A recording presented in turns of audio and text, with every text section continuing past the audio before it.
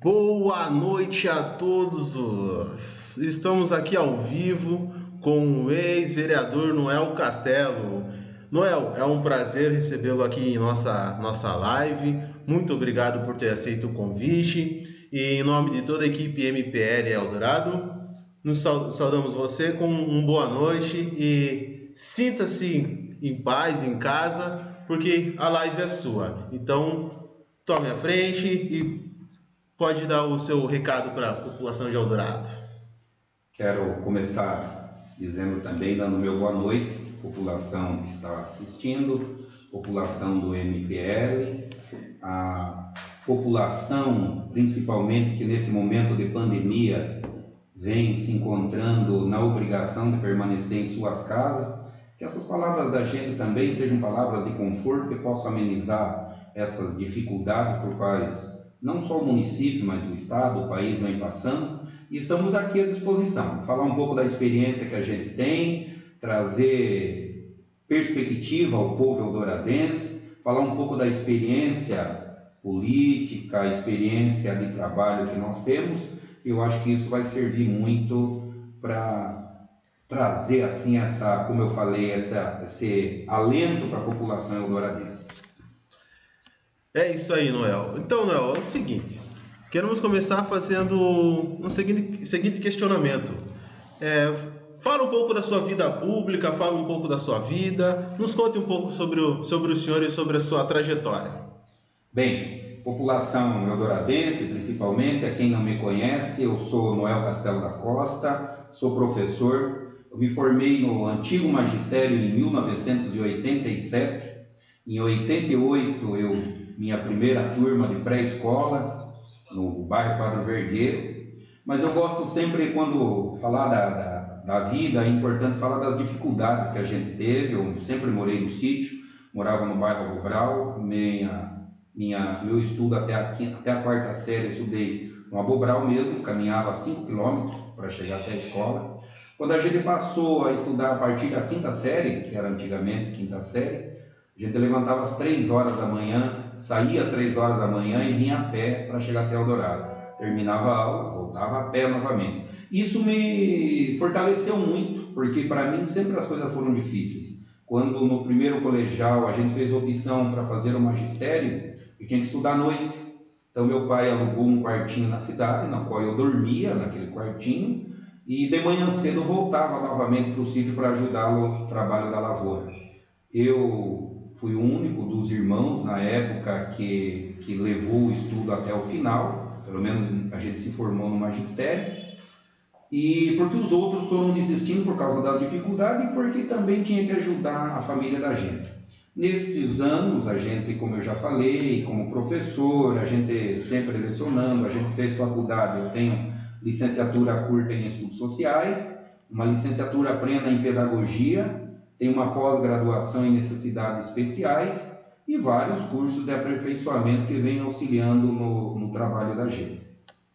Ainda falando da questão de vida pública, a gente exerceu a chefia do Departamento de Educação, nós passamos pelo esporte, chefe de gabinete, nós assumimos direção da escola aqui em Eldorado, a Escola Lília Viana de Almeida, nós tivemos um mandato de vereador.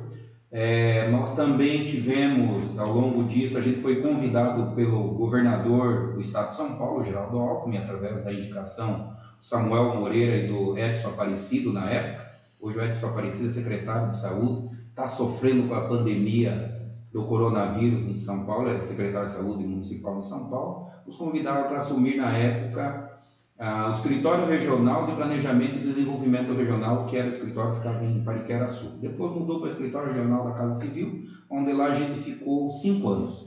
Tem mais um ano de secretário no município de Registro e mais alguns meses na Prefeitura de Barra do Turvo. Então, Noel, aproveitando o embalo, a gente está falando sobre educação, sobre a sua vida como professor e tudo mais. Então, eu já quero abordar um questionamento também que nós recebemos referente ao sistema educacional do nosso município, e quero que você faça um paralelo. Como era a educação no seu tempo de vereador e como está sendo a educação hoje em dia? Porque, levando em consideração que hoje em dia o jovem não tem tanto espaço no município e está tendo que se mudar daqui. Assim, para as famílias isso não é legal. Você quer ter os seus filhos, seus netos, seus parentes próximos a você. E, infelizmente estamos tendo essa evasão da cidade. Então eu gostaria que você falasse um pouco sobre isso. Olha, até antes um pouco de estar falando a questão de quando a gente esteve vereador, eu acho que é bom a gente dar uma frisada quando eu estou falando, quando a gente foi diretor de educação. Eu já vinha trabalhando desde 1987 como professor lecionando, eu sempre trabalhei em escolas difíceis, trabalhei no bairro Galvão, trabalhei no bairro Areadinho, no Turvo do Etá, no Vergueiro, sempre escolas difíceis que não tinham meio de transporte para a gente estar se locomovendo. E eu conheci muito, além da minha dificuldade, como eu já falei, saía às 3 horas da manhã para vir para a escola, caminhava a pé. Naquele tempo, o transporte não era fácil. Você estudava 3 meses para depois ter uma licitação, para ter um ônibus, para estar transportando. E mesmo assim, a gente ainda descia na estrada, caminhava mais de 5 quilômetros. Eu vi de perto, eu senti na pele todas essas dificuldades. Quando eu fui diretor de educação, e aí eu agradeço, e aqui eu quero deixar uma boa noite para o Eloy Piquet, o Eloy, a Dona Beth, que eles eram prefeito e vice-prefeito na época, eles me convidaram para ser diretor de educação. A gente quis trazer conhecimento da área da educação para ser implantado no município. E nós tivemos essa oportunidade porque ele nos deu essa autonomia para nós fazermos implantação. Eu agradeço a Deus todo dia porque eu consegui montar uma equipe muito boa para trabalhar a educação do município. Nós tínhamos a dona Jorlene, que tinha assim, uma experiência como supervisora de ensino, nós tínhamos os professores da rede municipal de ensino, aqueles que já trabalhavam, que tinham assim um conhecimento muito grande da educação do município, e a gente conseguiu agregar essa experiência que eles tinham para nós podermos estar implantando. Eu me recordo que a gente é mentor, e depois quando a gente deixou de ser diretor de educação, mas a gente vinha formando aquela equipe e continuamos, e aí a gente aprendeu muito, porque nós tivemos a grata satisfação de termos o professor Farid, que eu quero deixar um abraço até, que é convalescente nesse momento, a professora Ana Nils, a professora Cleide, a esposa do Deocrésio, foram todas pessoas que aglutinaram, nós trabalhávamos com o mesmo objetivo. Nós temos a professora Marinês, que ainda está na rede, que foram pessoas que a várias mãos nós escrevemos muita coisa em favor da educação. Um dos pontos principais, que eu me vanglorio disso mesmo, que eu acho que foi um passo muito importante na educação, foi o plano de carreira. E até quero dizer para vocês, se a gente se alongar muito, vocês podem até interromper. Nós somos os mentores do plano de carreira para ser encaminhado para a Câmara. Nós fizemos pesquisas na época de todos os salários da região como um todo, do Vale do Ribeira, e eu me recordo, era o melhor salário que tinha na educação, na área o melhor salário dos municípios, nós implantamos no município de Eldorado. Nós conseguimos trazer a valorização desses profissionais. Eu me recordo, gente, e aí quem está me assistindo, quem é conhecedor da questão sabe que a gente está falando verdade, porque nós temos a LDB, a 9394, ela é de 96 e ela coloca aquela questão do plano decenal, do Plano Nacional de Educação, ou a questão da década da educação, a cada 10 anos você poder estar reformulando. E uma das coisas que diz o plano de carreira, que diz a LDB, seria aquela obrigatoriedade do curso superior. E aí nós já tínhamos, por exemplo, os professores que estavam na rede, que não tinham o curso superior. Quando nós assumimos em 2001, nesse mandato que a gente está se referindo, os professores que vinham de um concurso que estava em ação, aquele concurso, mas não tinha sido efetivado os professores, nós tivemos grata satisfação de conhecer professores que inclusive vieram de outras cidades para cá e que hoje são pilares da educação no município. E esses professores eram a mesma situação da maioria daqui do município, não tinham curso superior. Nós sentamos a equipe da educação, estudamos, vimos o que cabia, o que nós éramos necessário, que até hoje eu estava assistindo o jornal e estava uma discussão da questão das máscaras por causa da pandemia. E nós tínhamos o mesmo entendimento naquela época. Se o município, se o poder público está exigindo, e o funcionário ele já é efetivo, o poder público é obrigado a dar. Ele é obrigado a dar. Então, nós com essa convicção, o que nós fizemos? Fizemos uma parceria, na época era a SL Sul, com a SL Sul, e aqueles professores que já tinham prestado vestibular, estavam lá já na SL Sul, e tinham outros que não tinham vestibular, que era poder aquisitivo um pouco menor, tinha questão familiar, já era casada, não dá para viajar, tudo aquilo. O que nós fizemos? Nós fizemos um convênio com a Fundação Hermínio Meto, Fundação Uniararas, e trouxemos a Uniararas para Eldorado. E ela deu curso superior para todos esses funcionários. E o valor que a gente pagava, que era a faculdade desses profissionais aqui em Eldorado, nós pagávamos a faculdade dos outros lá em Registro, que equivalia mais ou menos em torno de 70%. Gente, isso nós conseguimos formar aqueles que estavam estudando pedagogia lá já em Registro ou outro curso, e formamos todos os outros com magistério superior aqui em Eldorado. Eu vejo um avanço que a gente fez muito com isso também, foi dar a gratificação de nível superior para esses profissionais, porque eles entraram na rede sem a exigência e passou a ter depois. Então, natural que se pagasse por aquilo, porque é o esforço dele, ele podia não querer e ficar lá encostado, porque ele fala assim, não, quando eu entrei eu não precisava, está exigindo, eu não vou fazer, ninguém podia estar obrigando, não, pelo contrário. Eles entenderam também essa necessidade do município, entenderam o chamamento, e hoje, graças a Deus, nós temos uma rede educacional no município, praticamente quase 100%, se não for, mas 100% com curso superior.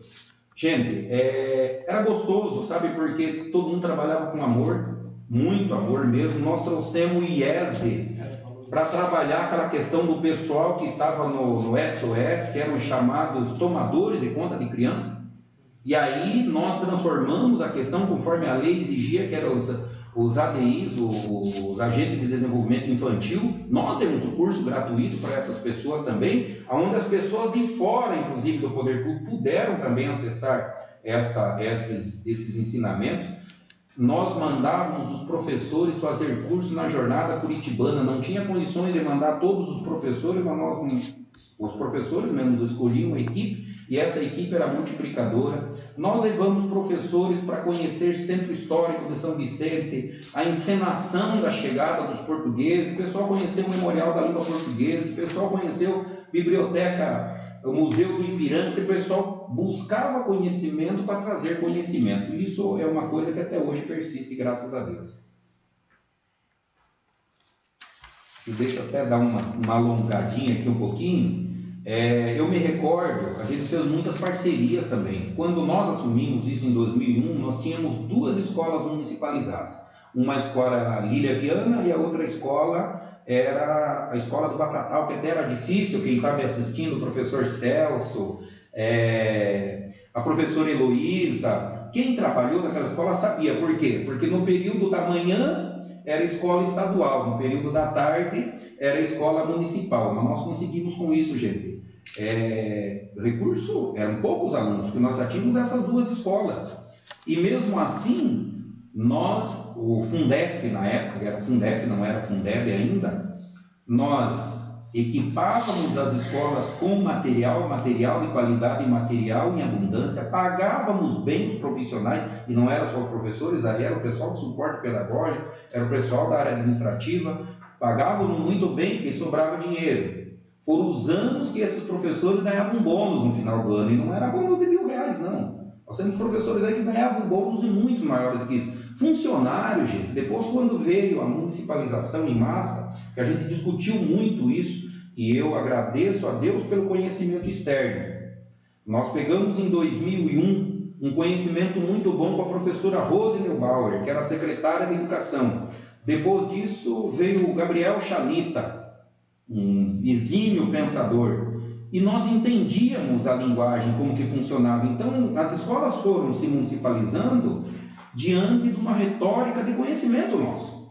Nada aconteceu por acaso, nós equipamos, nós montamos uma estrutura no município para poder receber essa municipalização. Os professores da rede, que eram da rede estadual, que vieram para as escolas municipalizadas, chegou um determinado momento, eles pediam que fosse municipalizado, porque a vaga, olha, nós pegamos hoje, eu não tenho esse número agora para dizer para você, mas praticamente os professores formados em Eldorado são todos trabalhando na rede municipal. Boa noite. temos aqui o seguinte questionamento.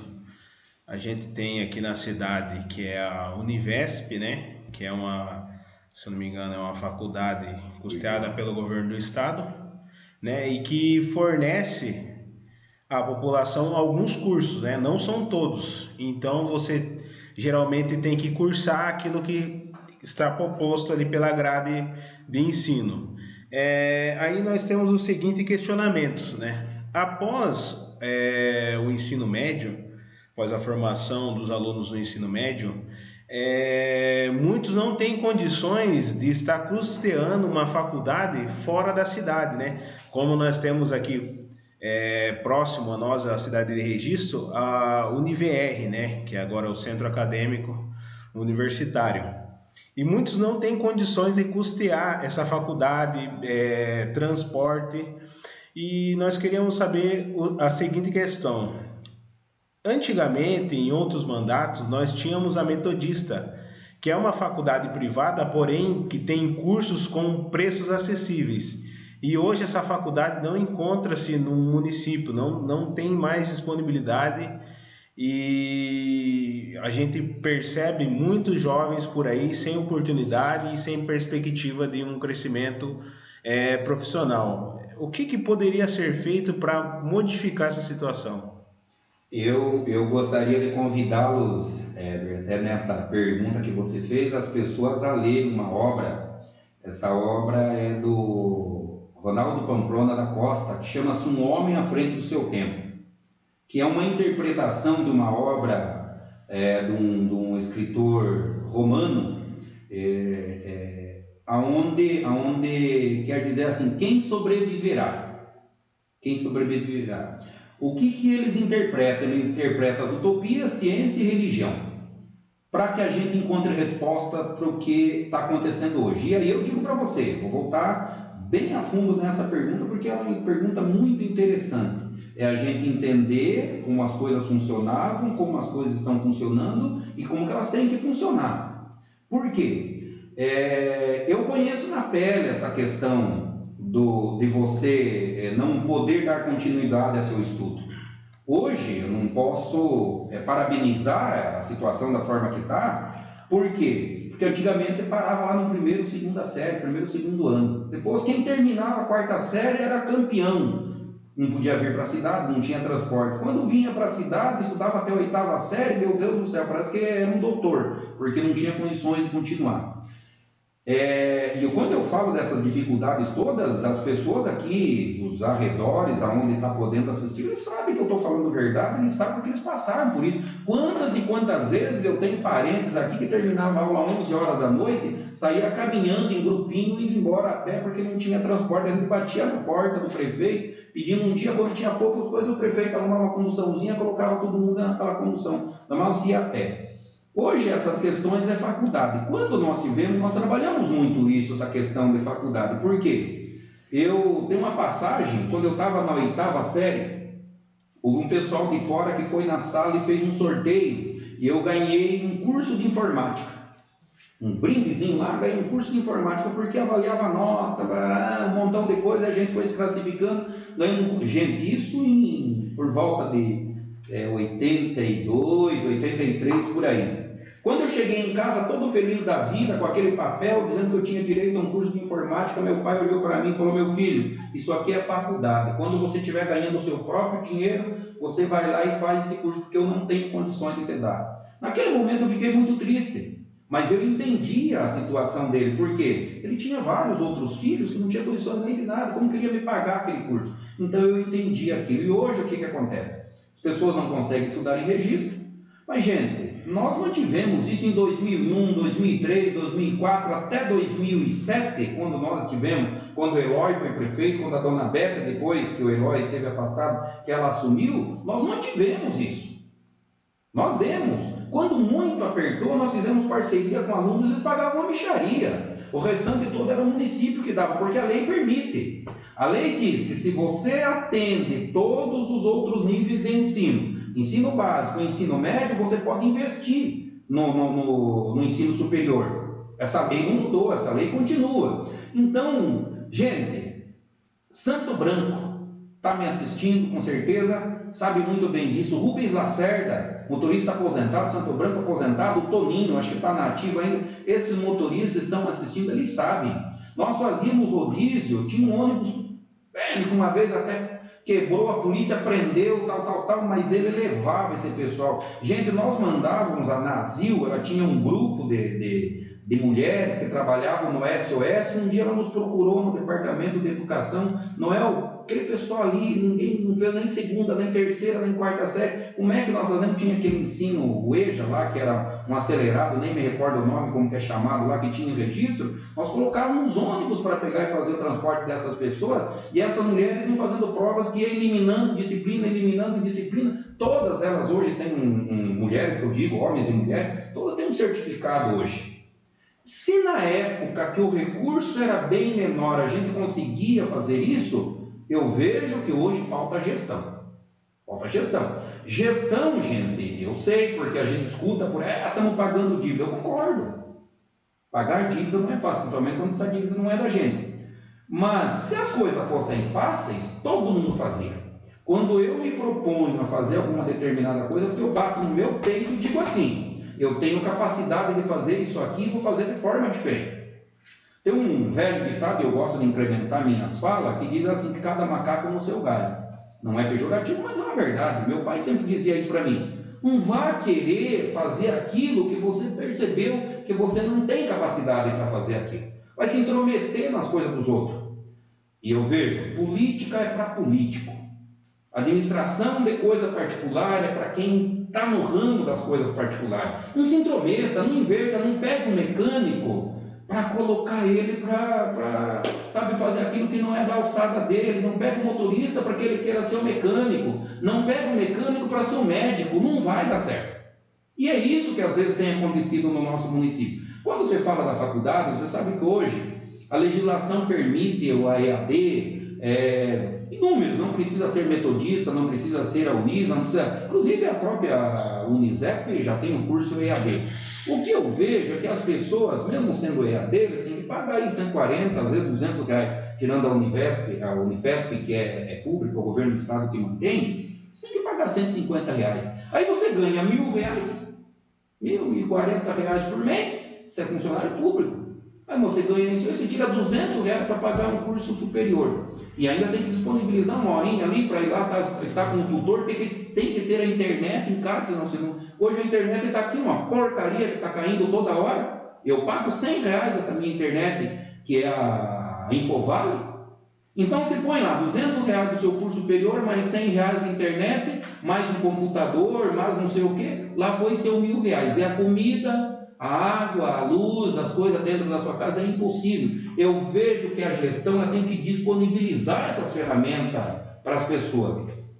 Os nossos jovens, nós temos que acabar com esse êxodo. Antigamente, nós trabalhávamos ali, estudava, a gente dando aula e até hoje a gente ensina, que na questão de 1940 até 1960 existiu o êxodo rural. O que era o êxodo rural? As pessoas saíam da roça porque não tinha possibilidade de continuar trabalhando e ele queria também estudar, então ele vinha para a cidade. Diminuiu muito a população rural. Hoje nós estamos tendo êxodo de uma cidade para outra cidade. Gente, a minha filha, minha caçula, foi embora para Santa Catarina há pouco tempo, voltou embora por causa da pandemia, porque acabou lá, fechou tudo. Mas por quê? Porque não tem oportunidade. Eu fico vendo, claro, você não vai conseguir agregar todo mundo dentro do município, mas você tem que mostrar para essas pessoas uma luz. A pessoa tem que entender, bom, não deu certo para mim, mas para o meu irmão que vem daqui a 4, 5 anos vai dar certo. E do jeito que eu estou vendo assim, não vai dar certo. Não vai dar certo.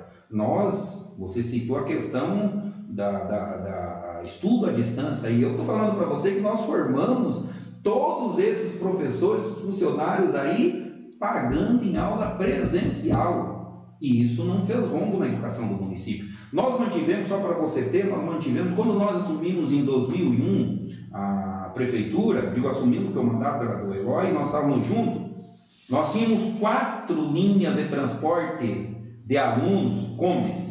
Nós aumentamos para 32 linhas de transporte. Não tinha um bairro aí que não tivesse transporte de aluno. Os ex-vereadores da época são testemunhas testemunha, pode até não gostar de mim, porque as pessoas são assim, eles contam a pinga que a gente bebe e não contam os tombos que a gente cai. Né? Então, não é, não sei o que, resolve falar mal da gente. Não tem problema nenhum. Mas eles sabem disso. Porque os vereadores nos procuravam no departamento de educação, nós corríamos lá, medíamos a rota, fazíamos o processo como tem que ser feito, acrescentava, logo em seguida licitava. Gente, não ficava aluno, nós pegamos aí agora, começo desse ano, vocês viram, pessoal amontoado, ônibus caindo pedaço, as coisas, sabe, acontecendo de uma forma que parece que não tem ninguém olhando pela gente, parece aquele cachorro que cai de mudança. Nós temos que corrigir isso. Nós temos que corrigir. Quando as pessoas se propõem a dizer eu quero ser prefeito, eu quero ser vereador de uma cidade, eles têm que saber por que ele quer ser. Não adianta ele querer ser para chegar lá e só ser mais um. Mas fulano é bom empresário, fulano... Então ele que continue tocando a empresa dele. Parabéns! Tem uma diferença do particular para o público. Por quê? O privado é meu. O privado é meu. O cara vem vender um negócio para mim, se eu estou com dinheiro eu compro, se eu não estou com dinheiro eu não compro. Quando é público, não é se eu estou com o dinheiro eu compro, é a necessidade. Veio a pandemia do coronavírus, você precisa ter máscara, você precisa ter respiradores, você tem que ter luva, você tem que não sei o quê. Aí você vai esperar, você tem que fazer alguma coisa, você corta aqui e solta ali. Cobertor é curto, cobre o pé, descobre a cabeça, não sei como você vai fazer, mas você tem que fazer. Você tem que fazer. Por quê? Porque as coisas são prementes, elas não esperam o dia de amanhã. Então eu vejo assim, ser prefeito de uma cidade. Primeiro, você tem que gostar de política.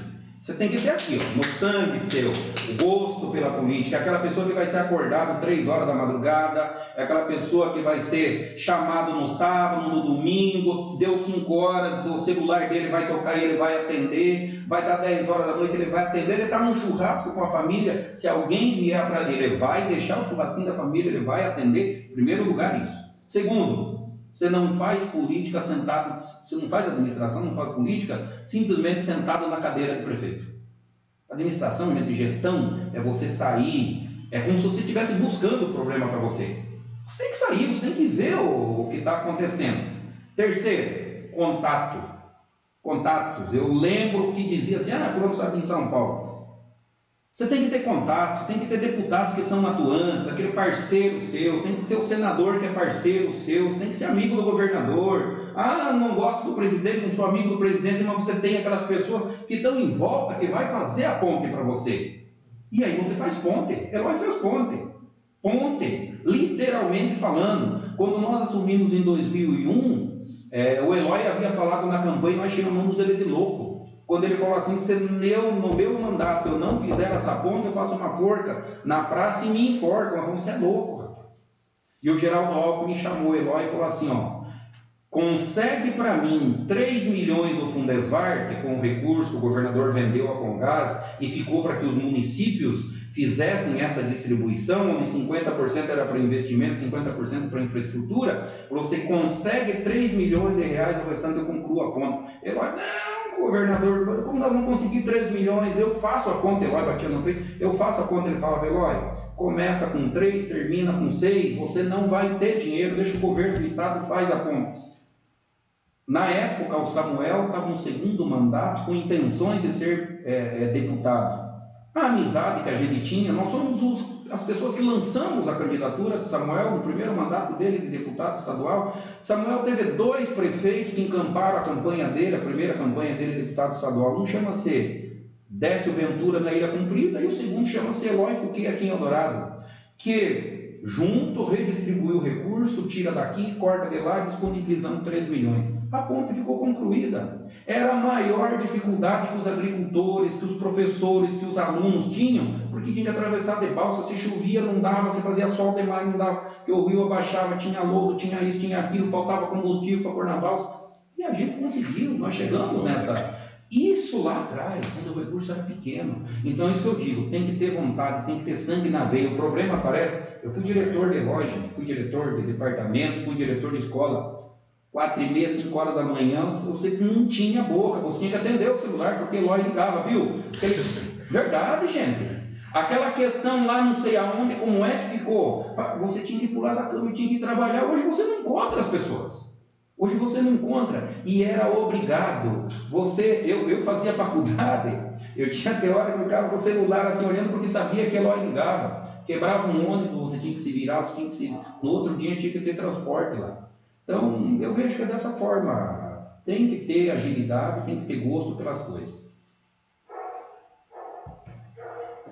Enquanto você está selecionando, deixa eu até contar uma questão que é gostoso você falar, sabe por quê? Traz um alívio para a gente.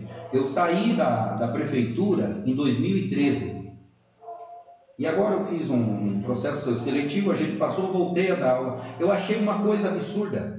Quando eu saí em 2013, o salário de um professor era maior do que a gente está ganhando hoje. Eles que peguem o lerito e confiram. Pode até ser que no valor nominal não seja, mas se você comparar com as infrações que tivemos ao longo desse período, você vai ver que o professor hoje, o funcionário, não é professor só. É o professor, é o gari, é o motorista, é o cara que roça o campo, é o cara que enfim, é o motorista do caminhão. O que se ganhava em 2013, o que está ganhando hoje é menor do que se ganhava em 2013. Como é que você incentiva? Eu sempre tive comigo uma coisa: quer ser prefeito de uma cidade, quer fazer as coisas funcionarem, bata no peito e tenha conhecimento. Quem vai fazer a administração não é você, são os seus funcionários.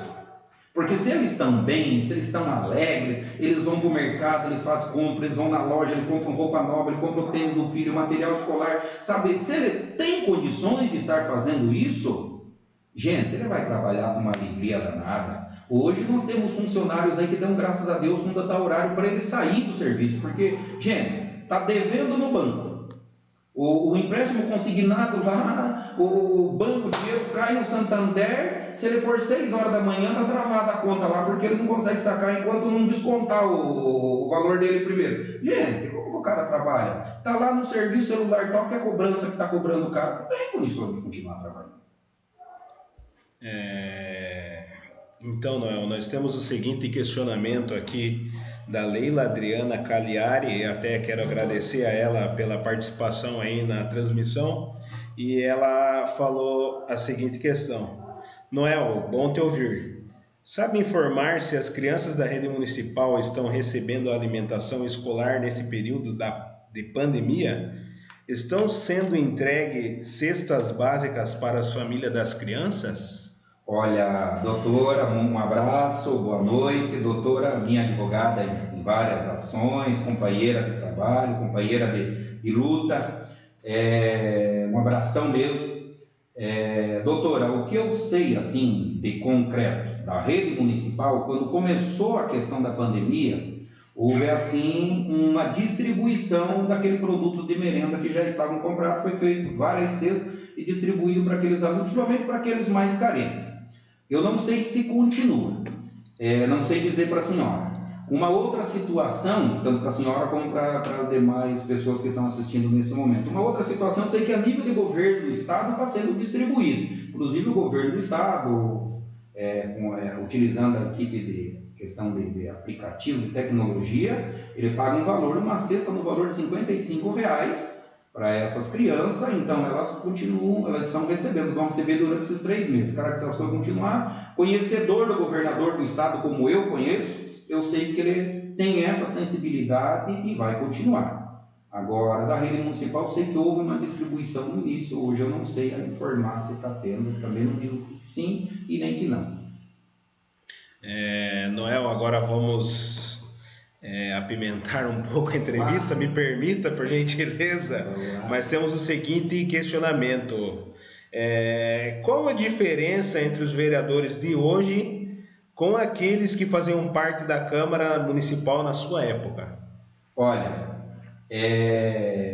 o que eu vejo assim, todas as câmaras, quando chega num determinado momento, a população chega e diz assim: esta é a pior Câmara que teve no município. Esta é a pior. No meu tempo também dizia assim: esta é a pior Câmara que teve. E vai continuar falando. Para eu avaliar, uma coisa eu digo, eu sempre tive o sonho de ser vereador. Vou dizer para vocês que, para mim, acho que talvez tenha sido uma das maiores decepções foi ter sido vereador. Não porque é ruim, o salário era muito bom, o subsídio era muito bom, eu não posso reclamar disso. Uma segunda coisa, porque eu me elegi vereador com um determinado, na minha cabeça era assim, vereador é aquela pessoa que vai sentar, que vai discutir leis, que vai apresentar melhorias, que vai manter um nível de discussões. Quando eu chego na Câmara, eu via muita dificuldade nesse sentido. Noel é do PSDB, então deixa Noel quietinho lá no canto dele, não vamos atender as reivindicações de Noel, porque é do PSDB. Pô, Noel falou que Noel está criticando porque ele não gosta da administração. E aí, você é só vereador. E eu peguei uma administração que a gente era adversário. Lá na administração tem todos os diretores, né? Sabe? Então é um exército falando de você. Quando a gente chegava com... Eu sempre bato no peito sem medo de errar. A gente sempre levou propostas boas para a Câmara. Eu me recordo, me lembro, sim, de pessoas que a gente aprendeu muito com elas até na Câmara. Alguns nem fazem parte mais do nosso meio, que é uma pessoa que eu aprendi a gostar, que eu conheci, que chamava-se José Araí da Silva Soares, popular gaúcho. Aprendi muito com ele, aprendi mesmo. E aprendi também quando ele chegava e dizia: Noel, tira o pé do acelerador porque não vai funcionar dessa forma. Mas ali a gente teve o irmão Fernando, vereadora Madalena, vereador Zé Rodrigues, Francine, tomara que eu só estou citando aqui, não é para falar o nome de todos, vereador Gilberto, João de Deus, foram pessoas que a gente aprendeu muito, mas você sabe que você tem que chegar para tudo que você quer fazer, você fazer uma peripécia, uma romaria para que a pessoa acompanhe, e nem sempre eles acompanham você. Eu me lembro, era vereador, e ela está em vigor essa lei no município, poucas pessoas sabem, graças a Deus hoje existe, as redes sociais elas são muito mais atuantes, eu tenho uma pena, não sei muito mexer com essas coisas, mas as pessoas têm essa facilidade.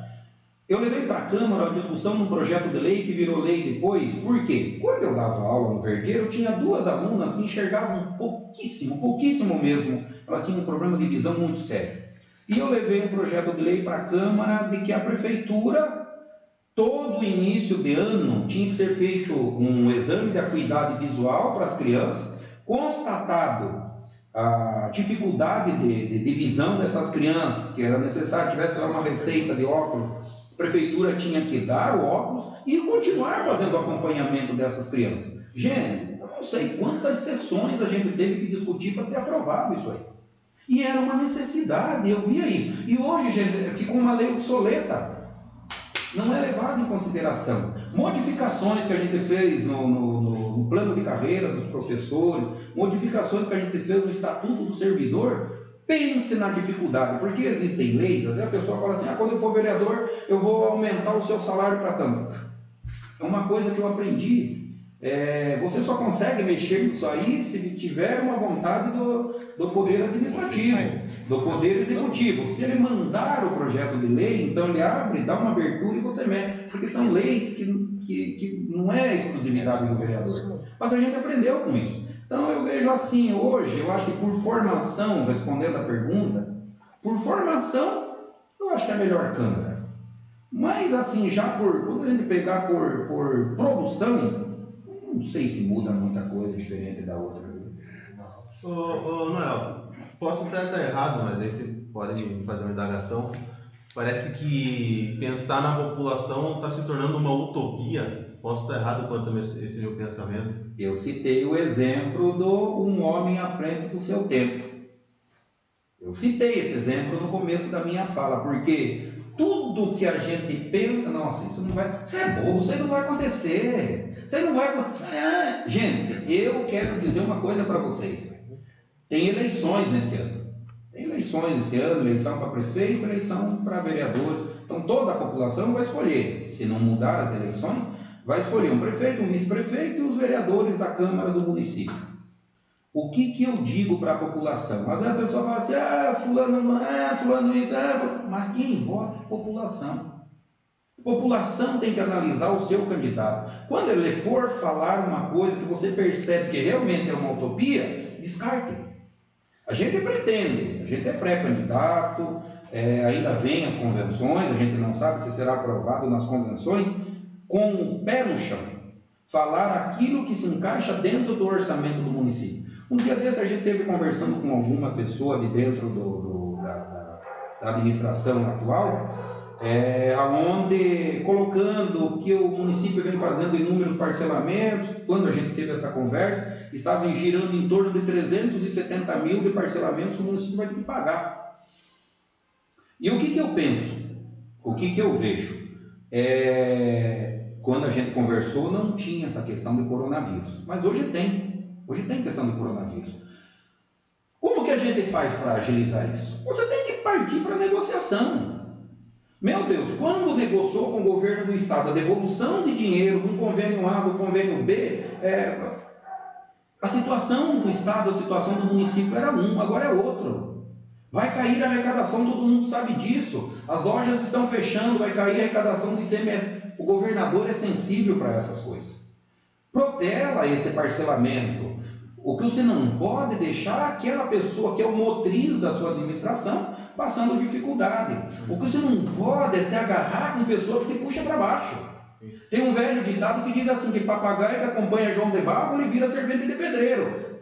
Você não pode ser dessa forma, gente. Você não pode ser dessa forma. Você tem que ser altruísta nas coisas, você tem que buscar cada vez melhor. Você não pode descansar enquanto você não vê o seu objetivo conseguido. Noel, nós temos aqui a participação da sua filha, né? Doutora Karen Costa, parabéns aí pela formação. Eu tenho uma observação para fazer com a minha filha Karen, um beijão, minha filha. Só para dizer para vocês, quando eu estudava, eu tinha vontade de ser advogado, isso ficou um sonho muito longe de mim.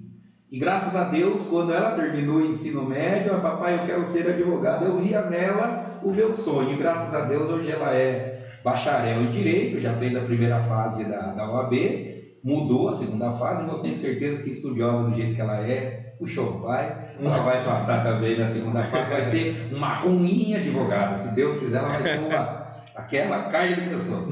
Parabéns, Karen Costa. E ela fez o seguinte questionamento. Boa noite, Noel. Ao longo dos últimos anos, o senhor acompanhou junto a mim um pouco da luta dos estudantes do ensino superior para conseguir transporte junto à prefeitura para poder conseguir estudar. Diante a nossa luta anual, qual sua opinião e, se eleito, qual a sua contribuição para amenizar essa problemática e principalmente na diminuição do custo dos transportes dos alunos? Filha, primeiro beijo, vai complementar? Sim. Gostaria até de complementar esse questionamento, é bem válido, tendo em vista os valores que eram cobrados antigamente no transporte, quanto está sendo cobrado hoje. Antigamente era algo entre 60 e 80 reais. Hoje está em torno de 120, 130 a 150 reais. Se tornou um valor muito absurdo. Fora o valor da mensalidade que você paga na faculdade e todas as despesas que você tem, acrescentou mais o valor absurdo do transporte. 165. Eu volto a dizer uma coisa. Gestão. Filha, um beijo.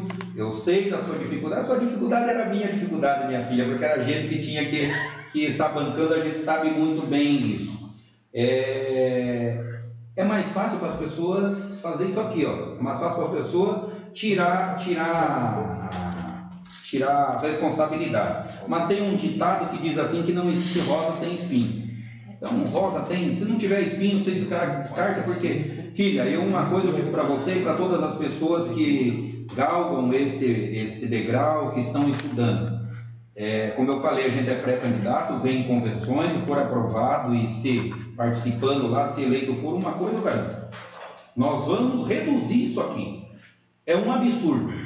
Eu ando muito, gente, eu estive na Ilha Rasa recentemente, no ano passado, e eu achava um absurdo. Tinha os ônibus e tinha as vans. Os alunos que moravam na Ilha Rasa tinham que vir da Ilha Rasa até Eldorado para pegar ônibus. Quando eu sempre procurei as pessoas dizendo assim, por que a van não vai por Sete Barras então? Lota a van, pega os alunos e vai por ali. O que eu vejo é que tem que ter boa vontade. As coisas têm que ser assimiladas. É o sonho do estudante com a vontade da administração. Por quê? Porque aquelas pessoas que se formam lá na faculdade serão nossos futuros gestores. Eu preciso dar força. Eu coloquei no início que nós demos o curso. Nós demos o curso, nós pagávamos. Então, esse ônibus, gente, se nós atendermos todos os alunos da rede municipal, hoje não existe impedimento para que os próprios veículos, tá, não possam estar fazendo esse transporte e diminua, porque vocês sabem que paga transporte, é caro, paga 100, paga 100. Quando chega no final de dezembro, aquilo que não podia, passa a poder, pega o ônibus do transporte de aluno e acaba mandando para a faculdade. A gente vai amenizar essa situação. Eu tenho um ditado que diz que o homem ele é senhor do que ele pensa, mas também ele é escravo daquilo que ele faz. Então, o que a gente tem que falar, a gente tem que falar com responsabilidade, porque senão ele vai se tornar escravo por ele não cumprir aquilo que ele falou um dia. Boa noite, Noel. Tudo bem, Noel? Boa noite. Noel, eu queria uma opinião sua. Qual a sua visão da administração atual e, ao seu ver, por que recebe tantas críticas? Olha, eu tenho comigo um perfil de observação. As pessoas que estão à frente da administração, eles sabem do trabalho que a gente fez enquanto esteve no governo do estado, enquanto a gente acompanhou nas diversas secretarias do governo, na Casa Civil, no governo do estado de São Paulo, tudo com o intuito de ajudar a administração. Mas o que eu falei no começo? Cada macaco no seu galho. Nós não é a primeira.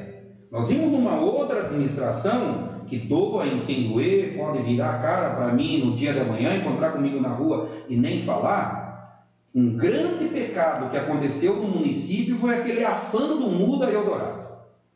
Quando elegemos, eu digo elegemos, quem perde, quem ganha, participou do pleito.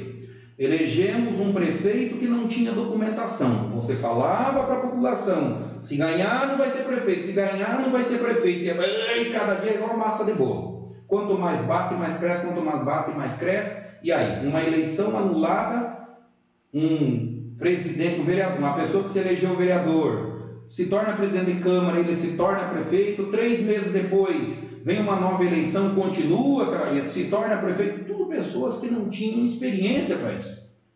Meu pai tinha um ditado que dizia assim, não, com o balanço das carroças, o balanço da carroça, as abóboras se ajeitam, mas nós não estamos transportando abóbora. Não é uma carroça que nós estamos carregando um município nas costas. E ainda houve um outro problema, o que foi? Elegemos uma pessoa que ao longo de tudo não tinha aquela experiência administrativa e as pessoas começaram a abandonar. Eu falo que na política tem que ser da seguinte forma: grupo para ganhar a eleição, grupo para governar. Nós temos os melhores cabeças, os melhores pensadores que escrevem plano de governo, ganha eleição. Logo depois, larga-se uma pessoa sozinha. Quando eu digo cada macaco no seu galho, por quê? Aquilo que eu falei, política é para político. Não queira que Noel Castelo, como professor, vá ser enfermeiro lá na Santa... mas não tem enfermeiro. Eu não vou, gente. Não vou. Enfermaria é para quem estudou, é para quem tem conhecimento. Putz, tem que pegar esse carro, levar o paciente que não sei o que, ambulância. Não, é para quem é o motorista da ambulância. Eu vou, de repente eu não conheço o caminho, uma viagem de 15 minutos, eu deixo ela por 1 hora, o paciente morre. Então, o que eu vejo? O que está necessitando nisso é a pessoa querer pôr o dedo na ferida. Prefeito, gente, não pode ser aquele velho funcionário público que entra às 8, sai às 5. Prefeito tem que estar no meio da população, prefeito tem que ir lá, escutar qual é a reclamação da pessoa. Nem sempre o que a pessoa vem falar para a gente agrada. Quantas e quantas vezes eu, como vereador, não saí, não fui embora de churrasquinho, não estava tão gostoso aquilo, sabe? Martelando, mas eu escutava. Você escuta, amanhã você tenta corrigir. Quando você nomeia um diretor, é para que ele traga solução para você. Se ele fizer isso, ele ameniza, gente. As pessoas fazem muita crítica porque hoje ninguém sabe a quem recorrer na administração. Não sabe quem recorrer. Tem um problema, um jogo de empurra, que joga daqui, que joga de lá. Então, dizer, a pessoa vai. É igual aquele doente que vai no hospital, ele só tem uma dorzinha de cabeça. Chega lá, não tem médico. Manda ele para um outro lugar. E quando lá muito atende, faz uma receita para ele. Faz a receita, ele não tem dinheiro para comprar o remédio. Ele volta com mais 2 ou 3 problemas. Então não tem cura para isso. Então o que eu vejo é isso. Eu penso que Eldorado está na hora, e o prefeito tem que ter saco roxo para isso. Porque ele vai enfrentar, às vezes, aquela crítica das pessoas que talvez não entendam, faz a crítica, mas ele tem que enfrentar. Eldorado está na hora de transformar departamentos em secretarias. Por que eu falo que tem que transformar departamentos em secretarias? Eu nomeio qualquer um de vocês para ser secretário de uma determinada pasta. Você tem que ter responsabilidade e responder também juridicamente quanto a isso. Você tem diretor, isso aqui vai trazer, isso aqui não sei o que. Ele está no pé, ele não está nem aí. Então o secretário, ele responde administrativa e juridicamente. Então quando ele está lá no vergueiro, chega lá, as pessoas viu, a escola está caindo, descobriu de uma ventania, descobriu toda a escola, precisa de 5, 10 telhas. Ele sabe qual é o recurso que tem dentro da secretaria dele. Então ele não precisa vir na cidade, conversar com o prefeito, ele tem a resposta, ele vai procurar. O diretor, o secretário de obras, caiu uma ponte, ele fala em ponte, Eldorado é um absurdo. Pontes e mais pontes, precisa serem feitas essas pontes. Você escuta, vê publicação no Facebook, você não vê começar. Por quê? Porque precisa ter aquela pessoa que ele tem que ter o prazo, o cronograma físico-financeiro das obras tem que ser seguido. Quando você tem um secretário, ele nomeia lá uma pessoa para ser o responsável técnico daquela obra, você tem que acompanhar, gente. Então, e aí o chefe lá, o prefeito, fulano de tal, a sua pasta, o que está faltando que não aconteceu tal coisa? É dinheiro? Dinheiro está empenhado, dinheiro você já garantiu. Não dá para você fazer compra se você não tem capital para você empenhar aquele dinheiro. Por que você não fez? Gente, eu fui secretário de Agricultura e Meio Ambiente na Prefeitura de Registro durante 1 ano. Trabalhei com o Gilson Fantin, para mim foi uma escola, aprendi muito, as pessoas criticam, fala isso, fala aquilo, nunca vi nada de errado, tanto nele como na administração dele. E ele me diz, quando ele me chamou para ser secretário, ele me fez o convite, ele falou uma coisa para mim: Noel, não vou te incomodar aos sábados, nem ao domingo, nem aos feriados, mas a sua pasta é essa, as suas atribuições são essas daqui. Gente, eu saía para bairros rurais, eu ia num determinado lugar, o que cabia, o que estava dentro da minha pasta, eu deixava a data para aquela pessoa. Tal dia vai estar sendo feito isso aqui não dá para fazer, isso aqui depende de... Gente, eu sentava, quando eu chegava dentro da secretaria, eu sentava a minha parte, fazia as coisas andar.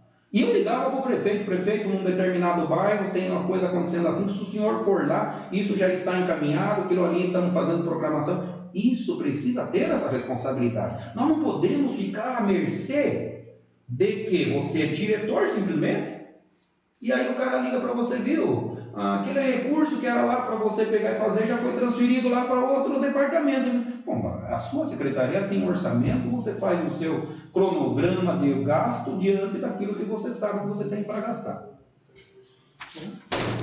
Noel, mandaram uma pergunta para nós aqui, um dos internautas que sempre acompanha a gente, Osnir de França Almeida. Opa. Noel, caso você seja eleito, qual a sua visão voltado em pró às comunidades? Quilombolas, indígenas, irão manter aquele velho bom governo do PSDB de gestão em Eldorado? Hoje, depois do governo municipal do PSDB e as comunidades quilombolas, foi esquecida e abandonada. Olha, eu agradeço muito a Deus. Osmir, um abração aí, abraço para você, para sua família, ficamos contentes. Está chegando em lugares longínquos essa conversa da gente, isso engrandece tanto o grupo, esses jovens aqui que estão propensos a fazer uma nova forma de se ver política, como você poder levar essas mensagens políticas também. Eu sou uma pessoa eu agradeço a Deus todo dia de manhã, quando eu me levanto, todo dia no final da noite, final da tarde, quando eu me deito. Porque eu tive bons momentos, assim, com todas as dificuldades, mas, como eu falei, em 2013, eu fui para a Secretaria de Planejamento e Desenvolvimento Regional. Em 2015, a gente foi para a Casa Civil. Gente, Eu conheço o palácio do governo como eu conheço minha casa. Capaz de eu dar uma testada na porta do banheiro de casa, mas não bato na porta do banheiro do palácio do governo. Eu tomava café com o governador Geraldo Alckmin na cozinha, porque ele morava no palácio. Isso me enriqueceu, isso me trouxe conhecimento. O que tem de gente daqui de Eldorado, o que tem de vereadores, o que tem de pessoal da classe política do Vale do Ribeira como um todo, que a gente fez essa ponte, que a gente levou a conhecer o trabalho e conseguir recursos, eu não conseguiria contar nos dedos. Mas por que eu estava falando mais uma vez dessa graça que eu agradeço a Deus todos os dias, todas as noites? Em 2015, eu estava presidente da Associação Quilombo do Bairro Abobrado. E o governador do estado firmou uma parceria, um convênio com o Banco Mundial e criou o programa Microbacias. E ele me chama dizendo assim: Noel, eu quero você representando as comunidades quilombolas, porque esse dinheiro são convênios que o governo do estado tem com o Banco Mundial, são recursos que o Banco Mundial vai investir no país.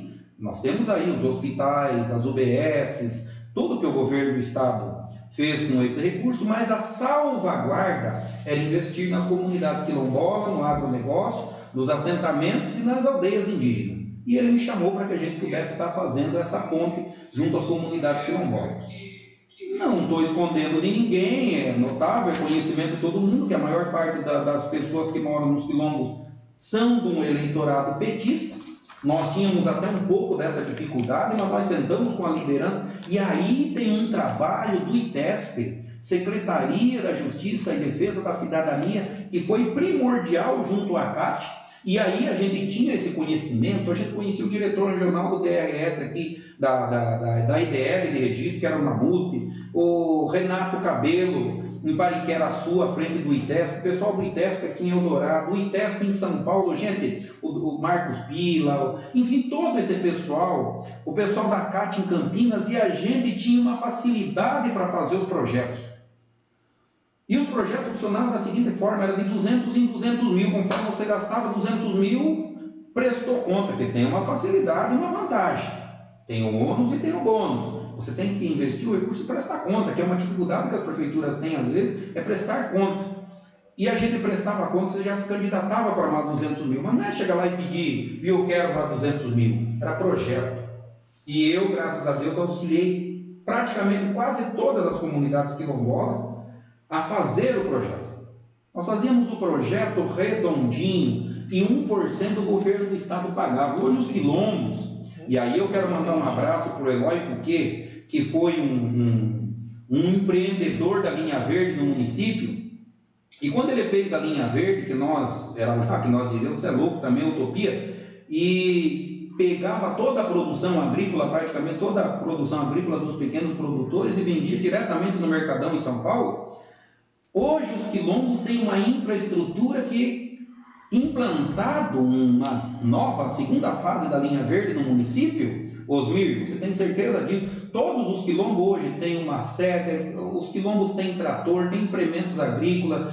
Gente, isso vai facilitar, porque quando, naquela época, só usei aquele exemplo, porque era assim, um caminhão saía daqui buscar produto no São Pedro. Chegava lá dificuldade, tinha que arrumar trator, carga que era para chegar 4 horas lá, chegava 6 horas da tarde, aí tem que pegar mais um pouquinho em outro lugar, mais um pouquinho, atrasava. Hoje não. Hoje tem condições de fazer entreposto nas comunidades quilombolas, selecionar os produtos e fazer essa venda. O mesmo empresário que comprava esse produto, ele quer o produto de Eldorado. Eldorado, o governador do estado, agora nessa pandemia, está distribuindo 10 mil cestas nas aldeias indígenas com produto dos quilombos. Então, produto... E aí, gente, até com valor bastante, muito bem pago. Gente, nós temos que aprender a colher a roça. Você faz roça, você tem que aprender a colher.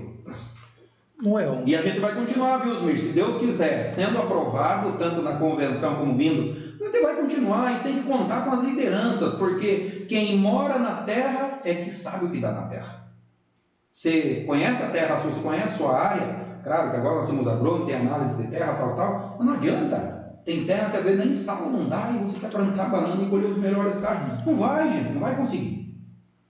Noel, vamos falar sobre dois assuntos aqui bem atuais, né? Sim. A pandemia. Com o conhecimento que o senhor tem, quais seriam as medidas direcionadas para o melhor planejamento? E o assunto atual que está pegando agora, né? O loteamento clandestino virou o assunto mais discutido. Qual a forma que o senhor acharia melhor de ser resolvido isso? Pegar por, como diz o Jack Stripador, vamos para os parques. Questão da pandemia. Nessa questão da pandemia, o que eu quero dizer, em primeiro lugar, mandar um abraço muito apertado mesmo para os funcionários da saúde, pessoal da vigilância sanitária, aquelas pessoas que estão à frente, que são o exército, que são o escudo dessa dificuldade, que estão ali correndo risco, eles são os que chegam primeiro. Forte abraço para vocês mesmo, que Deus abençoe vocês, que Deus proteja vocês em primeiro lugar. As famílias que atendem ao que vocês colocam como sendo prioridade, que Deus abençoe e continue sempre fazendo esse trabalho. Um dia desse eu estava chegando na cidade e o pessoal estava lá, sentado embaixo da barraquinha, eu brinquei com uma amiga minha que estava trabalhando, cafezinho, falou, Noel, cafezinho para nós, porque... enfim, é isso que as pessoas ainda têm esse vínculo de amizade. Então por isso que eu quero deixar um parabéns. Eu quero dizer, em referente à pandemia, um ditado que explica muito isso. Casa que falta pão, todo mundo briga e ninguém tem razão. O que ocorre? Na pandemia, ninguém sabe ao certo o que tem que ser feito. Às vezes a gente critica o prefeito, e eu aqui quero até pedir desculpa se a gente fez alguma crítica nessa questão de pandemia ao prefeito Vadir, ao Noel, as pessoas, diretores de saúde, por quê? Ninguém sabe ao certo o que tem que ser feito. Nós estamos num achômetro. Se fosse fácil, como aquilo que eu falei no começo, serve para isso aqui também. Se fosse fácil, todo mundo fazia. Você vê que o governador fala de um jeito, o presidente fala do outro, aí você pega médicos que às vezes estudaram na mesma faculdade, fala uma coisa e fala outra. O que eu acho que precisa ter é uma linguagem só. E no município, muito mais ainda, uma linguagem só. Não dá para você pensar somente a questão da saúde se você não pensa na questão da economia, se você não pensa no emprego, se você não pensa na questão da fome mesmo. A questão da fome, ela bate na porta das pessoas na questão da solidariedade. Existem muitas pessoas que às vezes se colocam para ser solidários, mentira, porque eles querem aparecer para que depois lá na frente as pessoas lembrem, o fulano estava junto, ele vai ser vereador, ele vai ser prefeito. Pessoas que aquele velho ditado que fala, o hábito faz o monge. Então você não pode ser dessa forma. E a população tem que poder aprender a separar isso. Então, medidas que são orientadas pelo Ministério da Saúde, pela essa equipe de saúde do governo do estado, são as orientações, eu acho que isso tem que continuar sendo. Mais uma coisa que eu acho, os professores que me conhecem, os funcionários públicos que me conhecem, eles sabem meu coração, minha forma de pensar. Eu brincava muito, gente, porque a gente estava sempre tomando um cafezinho, eu visitava as escolas, gente. Eu ia conversar com o professor, conversava com o aluno, quando eu era diretor, quando eu era vereador, eu fazia muito isso. E hoje, como professor, nos horários do café, a gente conversa muito. A melhor forma de você parabenizar o trabalho da pessoa é o lado financeiro que você, como administrador, vai dar para essa pessoa. É a melhor forma de se dizer para ele muito obrigado pelo que você está fazendo. Porque se ele não sentiu que o seu agrado melhorou a vida dele, ele sabe que é demagogia sua. Essas pessoas que estão à frente, olha, pede exemplo. No governo do estado, o governador do estado, ele baixou um decreto congelando, por exemplo, o governo do estado, desde o governador Mário Covas, meu professor de política, ele colocou que o funcionário público no mês do aniversário ele recebe metade do 13º dele. Criou licença-prêmio, que na época do Mário Covas pagava 3 meses, você podia receber 45 dias em dinheiro, 45 dias você tirava em gozo. Depois, uma mudança aqui, outra mudança ali, mas assim, o que o governador do estado, nesse momento de dificuldade, ele colocou? Ele suspendeu. O governador cortou, mentira, não cortou, ele suspendeu, que nesse período não vai estar pagando. E as pessoas têm que entender que tem que se doar também. Mas ele vai pagar. A pessoa tem direito ao 13º, ele vai receber, tem lá a licença-prêmio. Mas hoje está em estudo, por parte do governo do estado, para dar gratificações diferenciadas para o pessoal da saúde, gratificações diferenciadas para o pessoal da polícia militar, gratificações diferenciadas para o pessoal da polícia civil, para o pessoal do corpo do bombeiro, para o pessoal do SAMU. Por quê? São as pessoas que, enquanto a gente está em casa ajudando para manter esse isolamento, essa quarentena, eles estão dando a vida, né? Agora, não adianta vir depois bater, faz um bolo e comemora, fulano foi bom. Mas e aí? O cristão volta para casa, não tem um leite para dar para o seu filho que está chorando dentro de casa, não tem a fralda descartável para comprar para o seu filho, não tem um remédio para comprar para o seu filho. Então, gente, quando diz que esmola demais, até o santo desconfia. Desconfia em vocês também, porque não adianta. Boa noite, Noel. Boa noite a todos que nos acompanham nessa live. Eu posso voltar? Tranquilo, fica à vontade. Eu falei que eu ia por partes, senão vão dizer, daqui a pouco já cai a mensagem, fugiu do assunto. Loteamento. Gente, eu tenho um exemplo muito bom de quando a gente estava junto com o Eloy na prefeitura, quando a gente esteve vereador e quando a gente esteve no governo do estado. São longos, desde 2001 até 2017. Aprendizados e atividades. Quando nós entramos junto com o Eloy na prefeitura em 2001, grande dificuldade era a Vila Nova Esperança. Graças a Deus perdeu até aquele nome que todo mundo chamava de Grilo. Antigamente era Grilo, hoje é Vila Nova Esperança, as ruas têm nomes, as pessoas têm escritura do seu terreno, as pessoas podem pegar financiamento no banco, melhorar a sua casa, tal. Foi um trabalho feito ali juntamente da administração da época ao deputado Samuel, que batalhou, e o DAE fez a doação de toda aquela área para a prefeitura, e a prefeitura, num trabalho conjunto ao ITESP, Secretaria da Justiça e Defesa da Cidadania, por isso que eu digo que você precisa ter pessoas lá fora. Aquela pessoa que você vai atrás dele, fulano de tal, acabou o açúcar, e o cara vai te arrumar o açúcar, acabou o sal, ele vai te arrumar o sal. E esse papel, o Eloy, nós que estávamos juntos, a gente tinha dentro do governo do estado. Regularizamos quase que totalmente a Vila Nova Esperança. Também, gente, eu não posso negar que os outros prefeitos também fizeram. E a gente critica, mas tem que ver a parte boa. Eu estava vereador, o prefeito Zetinho entregou lotes, o prefeito Eduardo, a gente já estava no governo, entregou lotes. Regularizamos nessa brincadeira Vila Nova Esperança, regularizamos Vila Jaguari, Itapiúna, regularizamos Vila Encomager. Então isso, gente, é trabalho, precisa fazer isso. O que a premissa da lei diz? Aonde não há lei, vai-se pelo costume. Minha filha é formada e ela está ouvindo eu falar que ela, se eu estiver falando mentira, ela vai me corrigir, doutora Leila está assistindo, vai me corrigir. Existe um loteamento.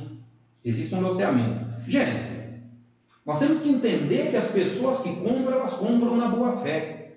Elas não podem ser penalizadas. Ela comprou.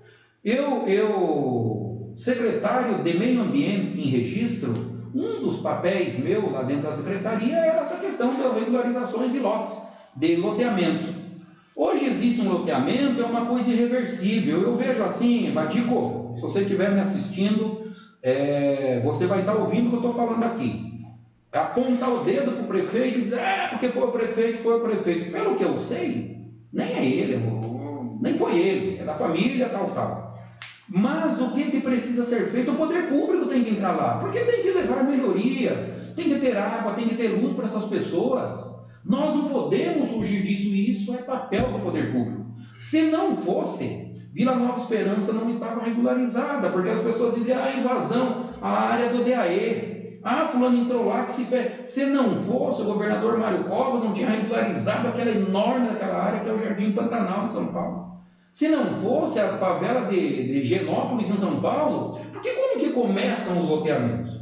Alguém é dono de uma área, o cara vende um lote para um, vende mais um lote para outro vende aquele, daqui a pouco está enorme aquilo. Qual é o papel do poder público? Você tem que regularizar. E existem papéis. Pega a lei, eu até fiz questão de anotar aqui, existe a lei 6.766, ela é de 79, e ela define o que é loteamento.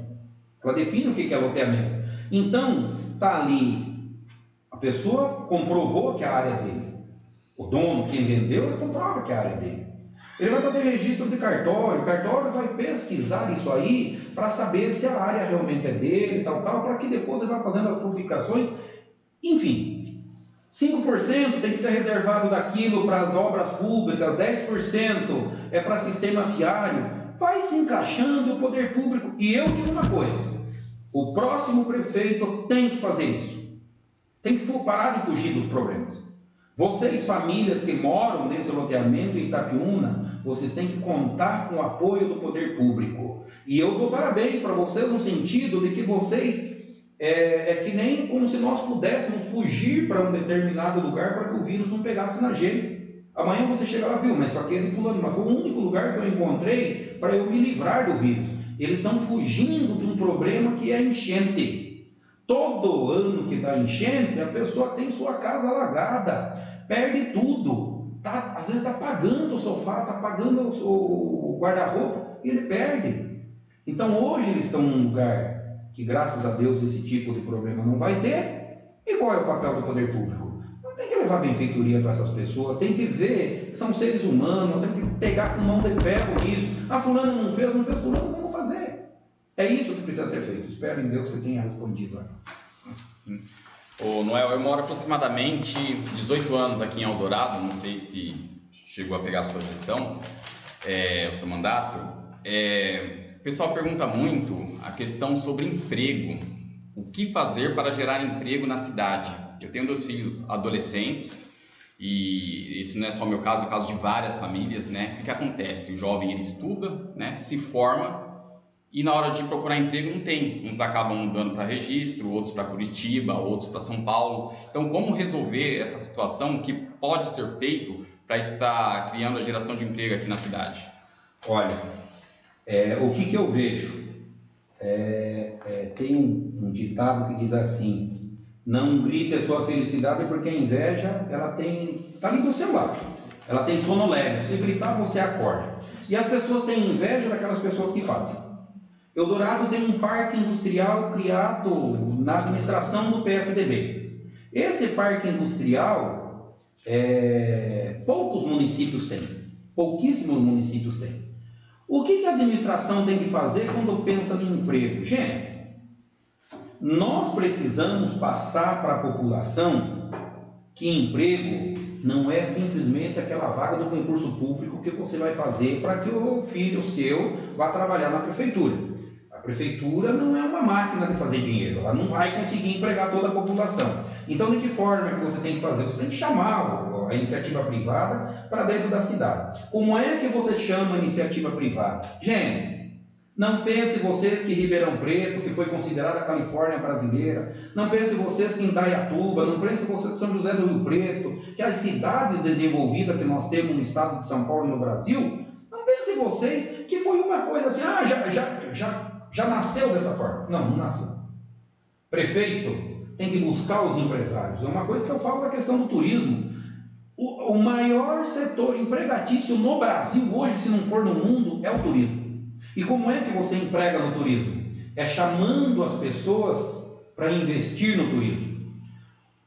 Como que você chama as pessoas para investir no turismo? Porque às vezes a pessoa fala assim, mas também você não faz nada pelo turismo. Mas fazer pelo turismo, gente, não é chamar um monte de ônibus todo final de semana para ir na Caverna do Diabo, para ir na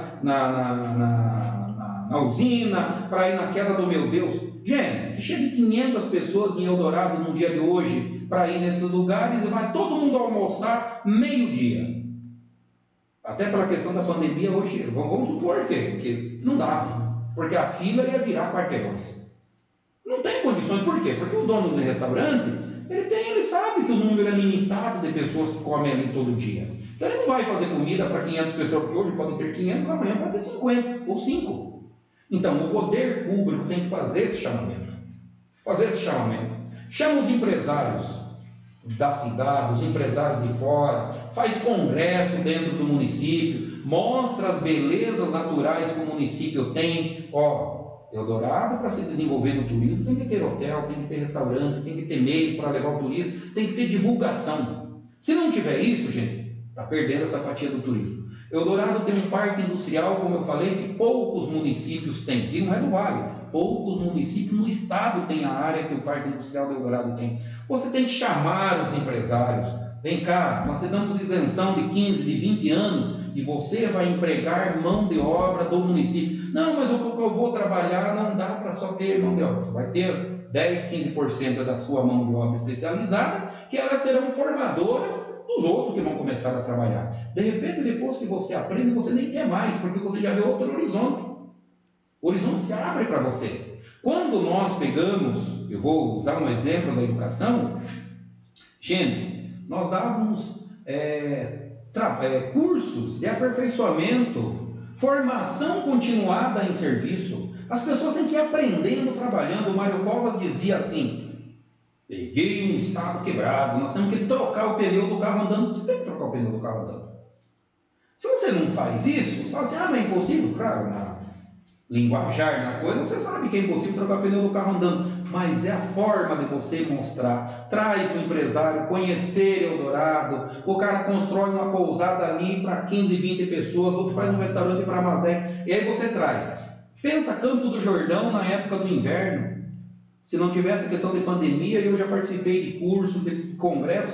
Não tem. É uma cidade, gente, que ela vive na época do inverno. As cidades da Serra Gaúcha, elas vivem na época do inverno. Mas como? Por quê? Mas elas começaram pequeno. Agora, fica se pensando, desde que mudaram o Conselho de Turismo, os conselhos daqui do município, eles deixaram de ser deliberativos e eles só são consultivos, fica nisso aí, porque um fala, tem que ser desse jeito, tem que ser daquele outro jeito, e os conselhos, na verdade, passaram a nem ser ouvidos. Então, o emprego você tem que chamar.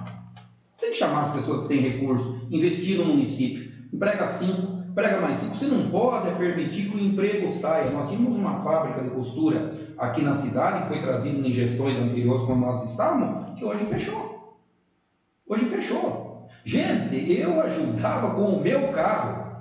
Tinha costura que o pessoal fazia, começava, levava para o Oswaldinho lá em Registro para concluir. Eu lotava o meu carro, eu era vereador, colocava o meu carro e levava para que fosse concluído. E ali empregava uma quantidade de pessoas. Agora, a gente tem que pensar dessa forma. Se você pensar que, não, eu vou trazer uma montadora da Chevrolet, uma montadora da Ford amanhã, você está falando besteira. Mas eu acho que uma coisa que os governadores primeiro têm que descobrir a vocação. A vocação do nosso município é turismo. Então nós temos que fazer esse investimento, desenvolver, para que gere dinheiro, para que gere emprego dentro da cidade, dentro do município. Noel, acabei de receber uma pergunta aqui. Opa, vamos lá. Boa noite, Noel. Cada departamento da prefeitura tem uma página para divulgação de seus trabalhos. Sim. Isso se torna público, pois tem departamento que bloqueia pessoas que falam a verdade na página. O que você me diz sobre isso? Uma coisa que eu já falei no começo. Tem que acabar com essa brincadeira. Tem que deixar de ser departamento, tem que ser secretaria. E a página, a lei de responsabilidade fiscal, a lei da transparência, ela é para isso. Você tem que ter um Busman, você tem que ter um 0800 que recebe a reclamação. Nós votamos esse cargo quando eu fui vereador. Aquela pessoa que vai ouvir a sua reclamação e de lá vai passar. Na prefeitura de registro é assim. As pessoas às vezes nem ligam para a gente. Às vezes elas ligam direto na FM de registro e a FM entra em contato. Rapidinho a pessoa distribui dentro da secretaria. Você tem que trazer a resposta. Gente, não ficar nessa guerrinha. Sabe, ela está falando mal de mim, falou mal de... Gente, quem tem telhado de vidro, meu amigo, saia dali, não é lugar para você. Se você não quer ouvir reclamação, não vá para o poder público. Desde que você vai para o poder público, sua vida deixou de ser aquela vida gostosa que você tinha, botar o pé no sofá, tomar sua cervejinha, comer sua azeitoninha, sua porção de palmito. Você não é mais, você é um homem do povo. Eu acho que tem que acabar com isso, é uma coisa que eu nem estava sabendo. Eu acho que se a página é pública, ela é para receber o que vem de bom e o que vem de ruim. E você tirar a lição. Se a pessoa quer dar um limão para você, meu amigo, faz uma caipirinha, faz uma limonada com ela. Você tem que aprender com a vida. Eu costumo falar muito que eu gosto de quem diverge porque eu aprendo com eles, né? O Ederson quer dar uma... Só fazer um complemento nessa pergunta levantada aí pelos nossos internautas. Noel, por conta da live, surgem vários questionamentos. E alguns acabam não dando tempo por causa do nosso próprio tempo. Você se disponibilizaria a estar respondendo essas questões depois? Com certeza, se tiver a oportunidade de estar fazendo uma nova live, a gente está à disposição. Eu espero que isso tenha chegado, o recado, para as pessoas tenha sido um pouco de contento. A gente está à disposição tranquilamente.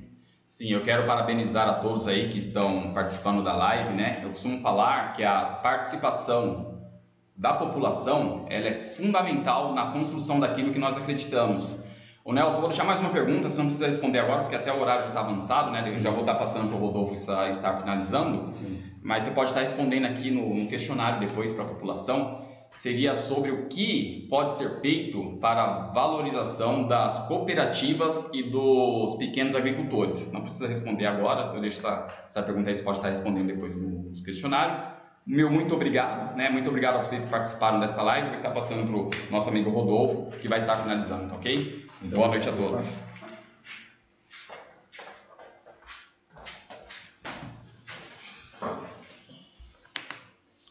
Noel, muito obrigado. Deus abençoe por ter recebido a gente aqui.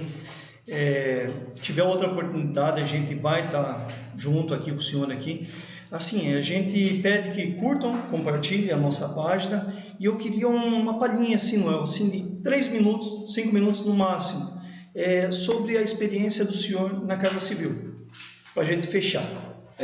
Vamos tentar fazer um resumo aqui. Eu quero dizer uma coisa, as pessoas que estão assistindo, elas sabem. Nós tivemos períodos onde nós colocamos material à disposição de todo o alunado. Eu tinha uma palavra que eu aprendi com o professor Farid. Ele dizia: em educação não é gasto, educação é investimento.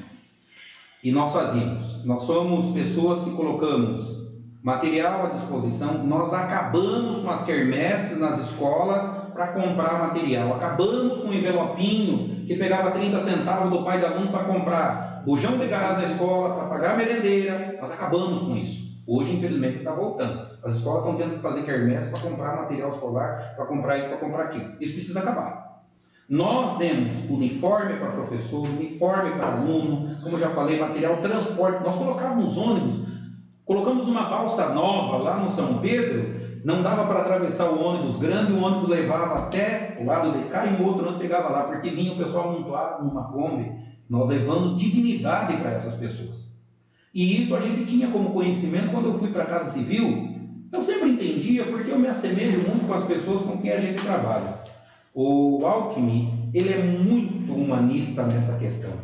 E ele sempre dizia para mim: Noel, se não der para fazer, tem que amenizar. Porque a pessoa sabe que você está fazendo por isso. Nós tivemos ao longo desse período na Casa Civil convênios e mais convênios. Nós trabalhávamos desde a formalização de convênios junto às prefeituras, o acompanhamento das obras, a prestação de conta desses convênios, para que os municípios não se tornassem inadimplentes, para que eles continuassem recebendo recurso do governo do estado. Foi um período muito bom.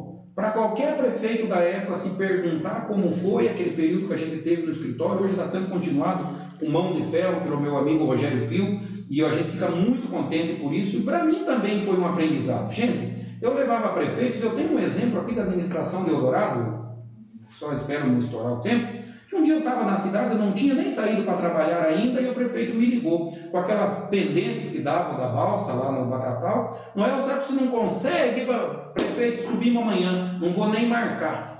Subimos na Casa Civil, o prefeito, o vice-prefeito, ficamos aguardando. Samuel sai do elevador, Samuel é secretário da Casa Civil. Precisamos resolver isso aqui. Samuel, juntamente com o Alckmin, faz modificação na lei de recursos que transferia aquele recurso do Desenvolve São Paulo, porque o município, que era instância, não podia pegar aquele recurso para a frota nova. O município conseguiu o dinheiro para a aquisição da balsa. Se demorou, aí já não é, mas a gente fazia gestão e continuou fazendo. Tem uma frase de Santo Agostinho que diz assim: na prisão 2 homens, atrás das grades, um vê a lama e o outro a luz. Então você precisa separar as coisas. Os dois estão atrás da grade, mas como que um só vê lama, e o outro consegue ver luz na frente dele? Na administração também, você tem que saber separar. Então esse período que a gente teve, quantas e quantas vezes eu indo para São Paulo, voltando de São Paulo, prefeito me ligava, prefeito cobrava: Noel, tem uma emenda, você sentava. Eu digo para você, porque eu empurrava a porta de secretaria, secretários, eu conversava com assessoria: eu preciso que pague aquela emenda tal, eu preciso que vá fazer vistoria, e isso a gente adquiriu. É isso que a gente precisa trazer para o nosso município. Um município desse tamanhinho, não dá para entender como que as coisas não caminham. Então, precisa essa experiência, como eu já falei, experiência administrativa, vontade, contato. A quem que eu vou procurar se acontecer qualquer coisa no meu município? A quem que eu vou procurar para buscar dinheiro para o meu município? Não adianta você ficar na beira da estrada esperando carona. A professora Danilce dizia assim para mim: Noel, quem vai fazer uma viagem e não tem um roteiro, qualquer lugar para ele tá bom. Ele não sabe para onde ele está indo. Positivo. Então, gente, encerro aqui. Quero agradecer a todas as pessoas, em primeiro lugar para vocês, pela oportunidade, equipe MPL, parabéns para vocês, uma molecada assim de responsabilidade. Agradecer as pessoas que aguentaram a gente ficar falando até agora, essa oportunidade de dizer um pouco da ideia da gente, fazer um resumo bem detalhadinho da vida da gente, e dizer para vocês que a gente está aqui, está à disposição. Um abraço para quem nos aguentou até agora, poder estar respondendo algumas perguntas que estão aí, e poder até, de repente, numa próxima oportunidade, dizer para vocês: estamos à disposição. Eldorado precisa conhecer ideias novas. Muito obrigado, Noel.